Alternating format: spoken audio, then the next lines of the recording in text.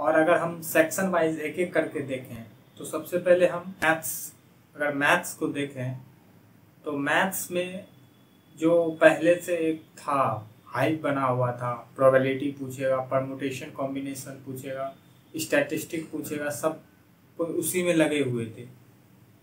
तो अगर हम इस एग्जामिनेशन की बात करें तो इसमें ना ही प्रोबेबिलिटी था, ना ही परमुटेशन कॉम्बिनेशन था और ना ही स्टैटिस्टिक का एक भी क्वेश्चन था। और कोऑर्डिनेट ज्योमेट्री सब भी बोल रहा था कोऑर्डिनेट ज्योमेट्री पूछेगा, तो कोऑर्डिनेट ज्योमेट्री सब का भी नहीं था। तो पूरा जो भी पूछ रहा था लगभग टीसीएस बेस्ड ही था। और टीसीएस से हम बोलेंगे टीसीएस से थोड़ा लेवल लो ही था। टीसीएस में जो मैथ्स का स्टैंडर्ड था उससे थोड़ा लो ही पूछ रहा था। तो अगर आप आगे एग्जाम देने वाले इस चीज़ का अच्छा खासा ध्यान रखें कि प्रोबेबिलिटी, परम्यूटेशन, कॉम्बिनेशन इस तरह के टॉपिक में अपना टाइम वेस्ट ना करें, क्योंकि अभी एग्ज़ाम हो गया है और आपके पास एक आइडिया है किस तरह का क्वेश्चन पूछ रहा था। अगर इससे पहले जब एग्ज़ाम नहीं हुआ था तब की बात करें, हम रियली बता दें कि हम अपना टाइम जो था, अधिकतर टाइम लास्ट के समय में जो टाइम होता है रिवीजन करने का, उसमें हम प्रोबेबिलिटी, परम्यूटेशन, कॉम्बिनेशन इस सब चीज़ों में अपना टाइम वेस्ट कर दिए थे, क्योंकि इससे पहले हम पढ़े नहीं थे और जिसके कारण से उसको समझने में, एक एक करके उसका नोट्स बनाने में बहुत सारा टाइम बर्बाद हो गया था। इसलिए अगर इस तरह के टॉपिक में अपना टाइम दे रहे हैं तो उसको देना बंद कीजिए। और क्वेश्चन जो पूछ रहा था लगभग, यानी कि जो मेंसुरेशन सबसे पूछ रहा था, मेंसुरेशन से अच्छा क्वेश्चन था, इसमें फार्मूला बेस्ड था, बिल्कुल इजी लेवल का ही था। अगर आप फार्मूला नॉर्मल सिंपली आप फार्मूला अगर आप याद है, फार्मूला आपके माइंड में है तो आप इजीली उसको बना दीजिएगा। एक क्वेश्चन जो था 3D से, एक प्रिज्म से भी क्वेश्चन था, सिंपल था क्वेश्चन, ट्रायंगुलर प्रिज्म का दिया था। सिंपली उसका फॉर्मूला अगर आप जानते हैं तो उसको आसानी से बना दीजिएगा। इसके बाद हम अगर रीजनिंग की बात करें तो रीजनिंग को भी हम इजी के कैटेगरी में ही डालेंगे, क्योंकि रीजनिंग में भी बहुत सा सिंपल क्वेश्चन पूछा था। जो जैसे सीरीज का हुआ, सीरीज का भी सिंपल था, सीरीज एनालॉजी सबका भी सिंपल क्वेश्चन ही था। और एक दो क्वेश्चन जो था एनालिटिकल रीजनिंग का था, जो स्टेटमेंट बेस होता है, कथन निष्कर्ष उस टाइप का, तो एक दो क्वेश्चन था। तो वो थोड़ा सा एक था जो टाइम टेकन था, जिसको थोड़ा सा टाइम देना पड़ेगा उसके लिए। और मैक्सिमम क्वेश्चन जो था टीसीएस बेस्ड ही था। और रीजनिंग में एक दो क्वेश्चन, 3-4 क्वेश्चन पूछा था कोडिंग डिकोडिंग से। जैसे कोडिंग अलग टाइप का था, थोड़ा कुछ टीसीएस से अलग था। जैसे पूछ दिया था कोई भी बीच में एक साइन दे दिया, 2 का स्क्वायर कर दिया, 2 का स्क्वायर 4 और दोनों को ऐड कर दिया 8 बराबर 8 हो गया। तो फिर पूछ दिया 3 उसका वैल्यू क्या होगा। इस तरह का जो था 3-4 क्वेश्चन था। तो इस तरह के क्वेश्चन का भी आप प्रैक्टिस करके जाएं, क्योंकि हो सकता है आगे किसी में इस तरह का क्वेश्चन पूछे जो आप आसानी से बना सकें। रीजनिंग का अगर आप फर्स्ट गो में भी बनाएं तो 18 से 20 क्वेश्चन फर्स्ट गो में भी आप बना सकते हैं रीजनिंग का। अगर हम इंग्लिश की बात करें, इंग्लिश यहाँ पे बहुत सारा बच्चा जो था यहाँ पे इंग्लिश में आके गलती किया। और अगर मेरा बात करें तो मेरा भी जो था इंग्लिश के पोर्शन में ही हमको भी बहुत सारा परेशानी हुआ, क्योंकि इंग्लिश अगर आप मैथ्स, रीजनिंग ये 2 सेक्शन है, इसमें आप थोड़ा सा ज़्यादा टाइम दे देते हैं तो इंग्लिश में आपके लिए बहुत कम टाइम बचेगा। और इंग्लिश जो था थोड़ा टाइम टेकन था। एक उसमें कॉम्प्रिहेंशन, जैसे नॉर्मली आप देखेंगे तो टीसीएस में कॉम्प्रिहेंशन नहीं पूछता था, उसके बदले क्लोज टेस्ट पूछता था। इसमें जो था एक कॉम्प्रिहेंशन भी पूछा था 5-6 नंबर का, उसमें थोड़ा टाइम लग रहा था। और इंग्लिश का जो था लगभग वही था, एडुकेटिव पैटर्न का। अगर आप मॉक टेस्ट लगा रहे हैं तो उस तरह का सेम लेवल था इंग्लिश का। इंग्लिश में जैसे आप एक्टिव पैसिव बनाते हैं, तो उसका 3-4 क्वेश्चन था एक्टिव पैसिव का। और नरेशन का क्वेश्चन था। और वो PQRS का क्वेश्चन अधिकतर कुछ 3-4 क्वेश्चन पूछ रहा था। इसी था 2-3-4 क्वेश्चन पूछा था, जिसमें 1-2 इजी था, 1-2 थोड़ा सा टाइम टेकन था, थोड़ा टाइम लग रहा था उसमें।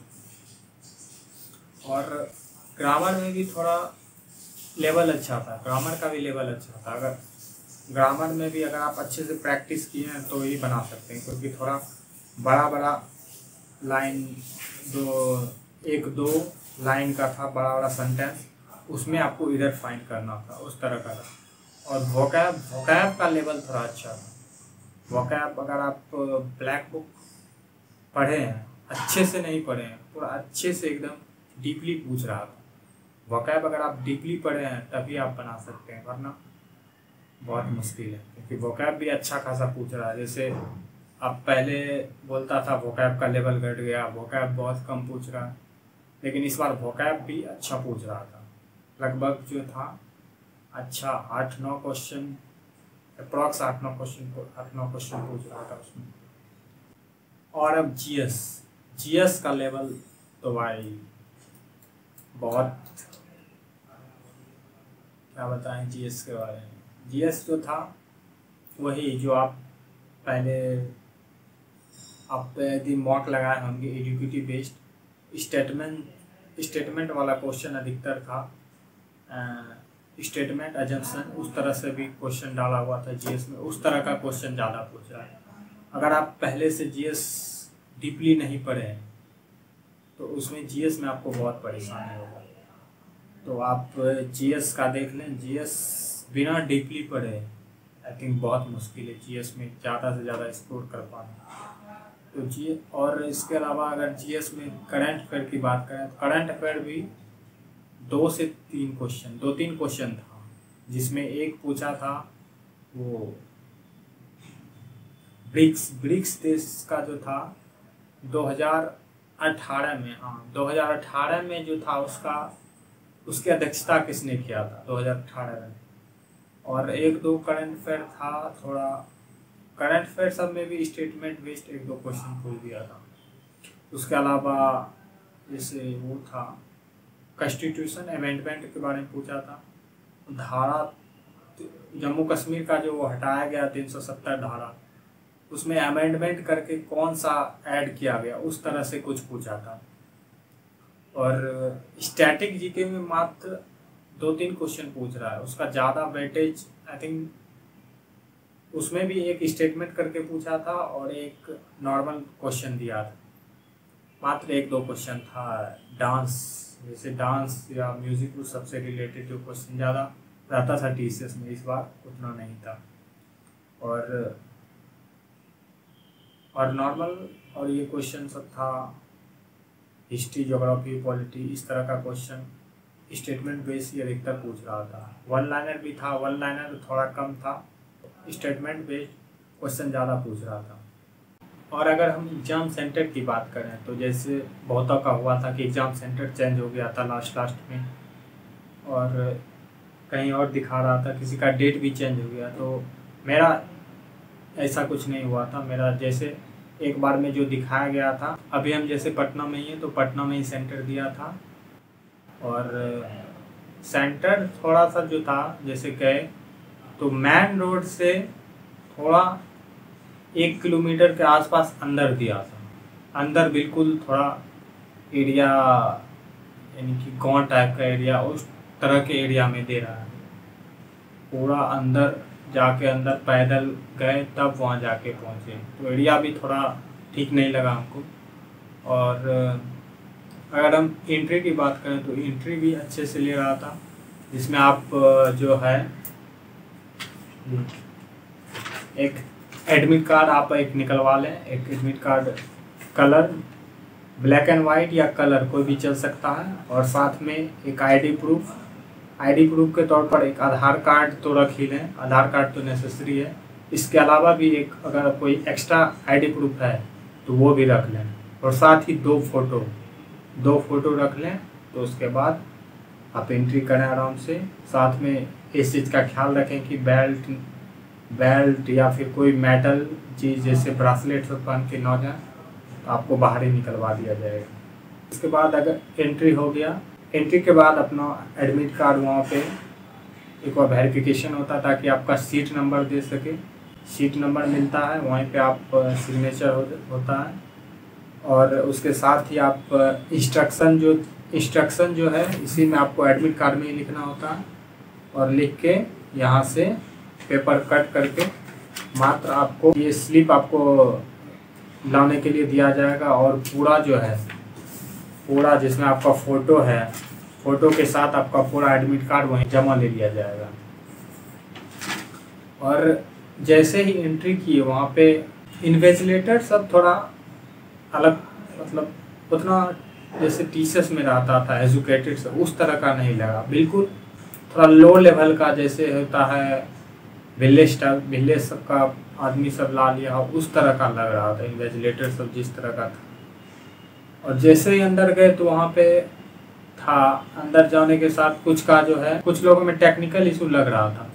जैसे एक देखे थे साइड में सबसे लास्ट में जो एक लड़की का था, उसका पूरा स्क्रीन जो था पूरा ग्रीन डॉटेड लाइन हो गया था। उसमें कुछ आके टेक्निकल टीम आके ठीक कर रहा था, देखे थे तभी। और उसके बाद एग्ज़ाम स्टार्ट हुआ। एग्ज़ाम स्टार्ट होने के बाद मेरा तो कोई दिक्कत नहीं हुआ और मेरे हॉल में ही दो तीन का किसी का कंप्यूटर बंद हो गया था बीच में। जिस सीट पे कोई अपसेंट था उसको शिफ्ट किया गया। उसके बाद उसका एग्ज़ाम शुरू हुआ और एग्ज़ाम ख़त्म होने के बाद भी देखिए उसका टाइम चल रहा था। लगभग 5-10 मिनट के बाद उसका एग्ज़ाम का टाइम एंड हुआ, तो उसका बाद में सबमिट हुआ। और पहले जैसे सिलेक्शन फेज 13 का एग्ज़ाम देने गए थे तो उसमें कैमरा जैसे था, मॉनिटर के ऊपर कैमरा लगा रहता था, पूरा लाइव फ़ोटो चलता था। लेकिन इसमें ऐसा कुछ नहीं था, इसमें पूरा था प्लान जैसे टीचर्स में रहता है उस टाइप से था, उस टाइप से हो रहा था। एग्ज़ाम ख़त्म होने के बाद वेरिफिकेशन हुआ और उसके बाद एग्ज़िट हुआ। और इसमें एक ख़ास बात दिखा, जैसे आप सेंटर पहुंचते हैं तो उसके बाद जनरली लड़का दूर से आता है तो बैग साथ में लेकर आते हैं, जिसके लिए आप नॉर्मली देखते थे कोई प्राइवेट पर्सन या फिर कोई घर वाला दुकान वाला तो 20 या 30 रुपये लेकर आपका बैग रखता था। लेकिन इस बार वहाँ देखें ऐसा बाहर में ऐसा कुछ नहीं हो रहा था जैसे प्राइवेट पर्सन को रख रहा था। वहाँ पे सेंटर में ही, एग्ज़ाम सेंटर में ही काउंटर बना हुआ था, जिस काउंटर में जो था आप अपना बैग रखिए, जिसमें वो 2 नंबर स्लिप रखता था, जिसमें सेम नंबर स्लिप रखता था, जिसमें एक आपके बैग में पिन अप करता था और एक आपके पास देता था, ताकि आप बाद में यदि एग्ज़िट के बाद आप अपना नंबर स्लिप दिखा के आप अपना बैग ले सकते, और जिसके लिए चार्जेस नहीं लग रहे थे। आप पहले देखे जैसे सिलेक्शन फेज 13 का री-एग्ज़ाम हुआ था तो उसमें 20-30 रुपया के आसपास ले रहा था, तो इसमें ऐसा कुछ नहीं लिया, बिल्कुल फ्री था सबके लिए, कोई चार्जेस हम लोग को नहीं लगा। और इसके बाद अपना बैग वैग लेके तो वापस आ गए, एग्ज़ाम समाप्त हो गया। बस यही था। कैसा लगा रिव्यू आप कमेंट में बताइए। अगर आगे भी ऐसा कोई इंक्वायरी है आपको एसएससी के रिगार्डिंग तो आप कमेंट में कर सकते हैं, इसका आगे हम रिप्लाई करने की कोशिश करेंगे। धन्यवाद।